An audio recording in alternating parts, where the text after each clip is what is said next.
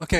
Welcome बच्चे, जल्दी से आ जाइए और अपना स्टार्ट करते एक छोटे से टॉपिक के लिए। बड़ा इंटरेस्टिंग है ये। एक पोस्टर आप देख रहे होंगे जो वेटिकन सिटी में जो लगा हुआ है, ठीक है। और एक तरफ है प्लेटो और एक तरफ है एरिस्टोटल, ठीक है। और हमने अक्सर इसको देखा है, प्लेटो और एरिस्टोटल को, अपने व्हाट्सएप डीपी पे या किसी इमेज पे या किसी वीडियो गैलरी पे हमेशा देखा है। पर इस चीज को हम नहीं समझ पाते कहानी है क्या चीज। बड़ी इंटरेस्टिंग चीज है। एक तरफ देखो प्लेटो है ये, और एक तरफ है एरिस्टोटल। इनसे इनका फलसफा काफी हद तक दिखता है, इनकी फिलॉसफी दिखती है। इसका जो हाथ है वो ऊपर की तरफ है और इसका जो हाथ है वो नीचे की तरफ है। और यहां से मजीद दो तरीके के फिलोसफिकल ट्रेडिशन या फलसफे के दो ट्रेडिशन दिखते हैं।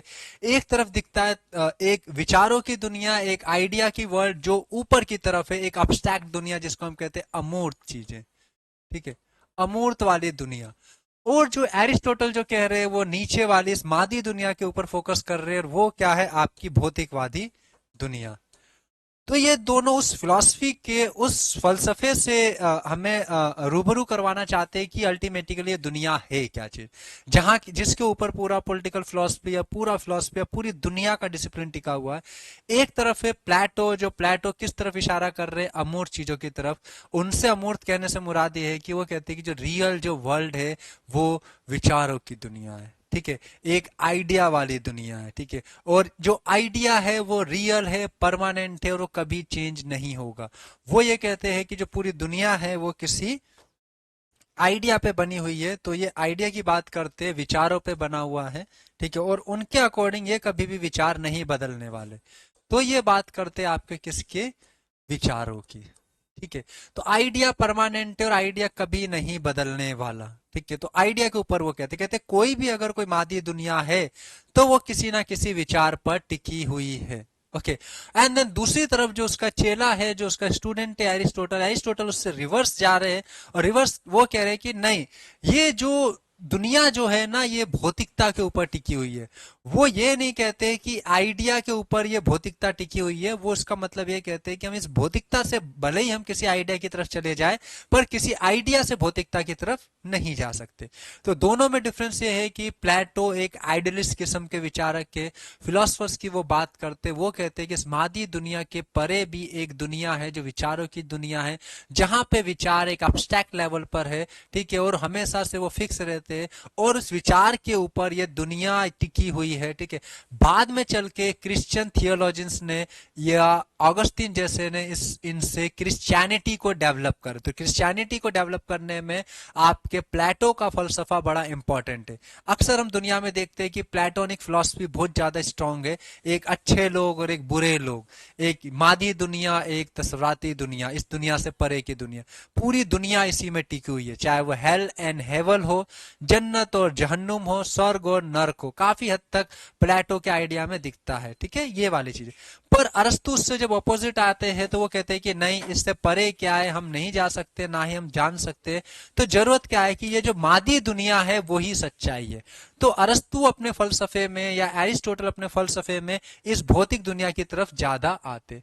और इससे दो फिलोसफिकल ट्रेडिशन निकलती है, दो अप्रोचेस निकलती है। और आपने अक्सर सुना होगा, एक को हम कहते हैं, फिर हम प्लेटो को किससे जोड़ देते हैं, हम अगर यहाँ पे देखेंगे, यहां से हम प्लेटो को किससे जोड़ देते हैं आपके, हम प्लेटो को जोड़ देते हैं आपके बेसिकली आगना और निग्नात्मक विधि से।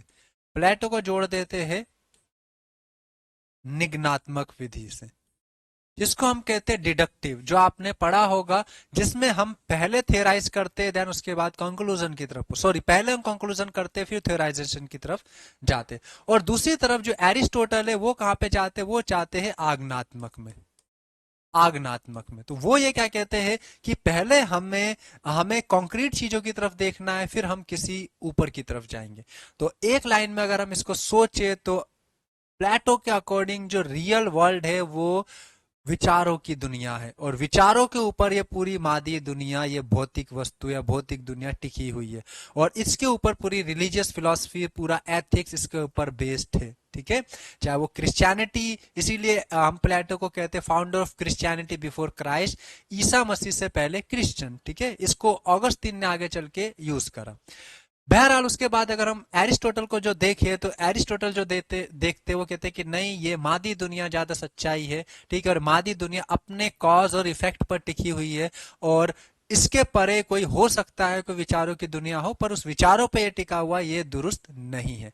तो दोनों में लॉजिक था, और दोनों को अगर आप देखोगे क्रिश्चियनिटी ने ही काफी हद तक सिंथेसाइज करा। बेसिकली आप देखोगे वो ऑगस्टीन है, एक्विनस है, और इसीलिए ये जो पोस्टर है आपके वेटिकन सिटी पे है, इसीलिए ये पोस्टर जो है वो आपके वेटिकन सिटी पे लगाया गया है। कौन सा? आपके प्लेटो वाला। तो अगर हम इस चीज को देखें तो पूरी चीजें आपको समझ आ जाएगी दोनों के मामले, ठीक है। तो एक तरफ है प्लेटो और एक तरफ है एरिस्टोटल, अरस्तु। तो प्लेटो ने क्या कहा कि विचार सच्चाई है, सोक्रेटिस डायलेक्टिक को वो जरूर यूज करते, और ये कहता है कि नहीं, विचार सच्चाई नहीं है, ये भौतिकता के ऊपर फोकस करता है। ओके। और इन चीज को जस्टिफाई करने के लिए जो आपके प्लेटो ने जो आगे चल के जो जिसके ऊपर अपनी नींव रखी अपने कॉन्सेप्ट में, वो क्या था? प्लेटो का द्वंद्ववाद, जिसको हम कहते हैं डायलेक्टिक। और ये डायलेक्टिक उसने अपने उस्ताद से लिया था, जिसको हम कहते हैं सोक्रेटिस, ठीक है, सोक्रेटिस से लिया था। और उसके बाद उसने डायलेक्टिक को यूज करा, और जो दूसरा फलसफा जो आपके प्लेटो ने दिया वो क्या था? वो था idea and forms, idea and forms, ये उसका विचार था। दूसरी तरफ अरस्तु का फोकस क्योंकि इस मादी दुनिया में था, तो अरस्तु ने किसकी बात करी? तो अरस्तु ने बात करी बेसिकली किसके? कारण, कॉज एंड इफेक्ट को। उसको हम क्या कहते हैं? आपका cause and effect, cause and effect, जिसको हम कहते हैं कारण और प्रभाव, कारण और प्रभाव। तो जिसमें एरिस्टोटल ये कहते हैं कि जो सारी जो दुनिया में जितने भी मटेरियल है, मादी चीज है, वो किसी ना किसी कॉज और इफेक्ट से जुड़ी हुई है, एक दूसरे से जुड़ी हुई, उन दोनों के बीच में कनेक्शन है। तो उसके लिए अपने वो कॉज एंड इफेक्ट का फॉर्मूला बताते हैं, और जिसके अंदर उनकी चार इंपॉर्टेंट स्टेजेस है, चार इंपॉर्टेंट स्टेजेस है। पहली स्टेजेस को वो क्या कहते हैं? अगर आप हम देखेंगे तो वो कहते हैं फॉर्मल कॉज, फॉर्मल कॉज। दूसरी स्टेज है जिसको वो कहते हैं आपके में मटीरियल कॉज। तीसरी जो स्टेज है जिसको कहते हैं इफिशिएंट कॉज, और चौथी जो स्टेज है उसको कहते हैं फाइनल कॉज, ठीक है, चौथी स्टेज। तो हर इंसान का, हर दुनिया में हर वस्तु का अगर आप देखोगे तो उसका कोई ना कोई वजह है। तो अरस्तु जो मानते हैं वो कहते हैं वो वजह है, इंसान का भी एक फाइनल कॉज है, इंसान के भी इस धरती पे होने की कोई वजह है, किसी पत्थर के भी इस धरती पे होने की कोई वजह है, किसी कीड़े मकोड़े के भी इस धरती पे होने की वजह है, ठीक है। तो ये वजह थी। तो हर चीजों की इस दुनिया में अगर कोई चीज है अरस्तु के अनुसार तो उसकी कोई वजह है, उसके लिए कॉज इफेक्ट फॉर्मूला होता है। और जो प्लेटो जो कहता है वो कहता है कि ये दुनिया तो सच्चाई है नहीं, विचारों की दुनिया सच्चाई है, ये तो उसका रिफ्लेक्शन है, ठीक है, ये बदलती रहती है, तैरती रहती है, पर विचार स्टेबल रहते हैं, ठीक है। यहां तक आपको समझ लेना है। तो आई थिंक आप समझ पाओगे कि जो वेटिकन सिटी में जो पोस्टर लगा हुआ है ये यूं ही नहीं है, इसके पीछे दो बड़े फिलोसफिकल इदारे या दो बड़े फिलोसफिकल ट्रेडिशन हमें दिखाई देते हैं।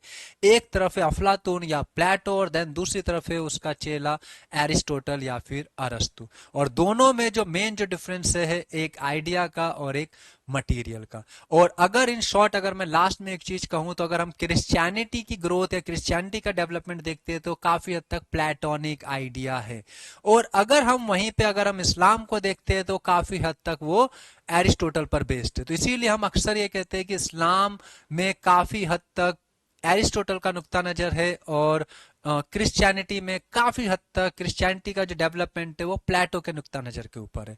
तो आई थिंक ये वीडियो आपको अच्छी लगी होगी, और इस चैनल को आप शेयर और सब्सक्राइब जरूर कर दीजिएगा, और इसको शॉर्ट वीडियो जो बड़ी इंटरेस्टिंग होती है हम जरूर लेके आएंगे आपके लिए। सो बाय बाय, टेक केयर।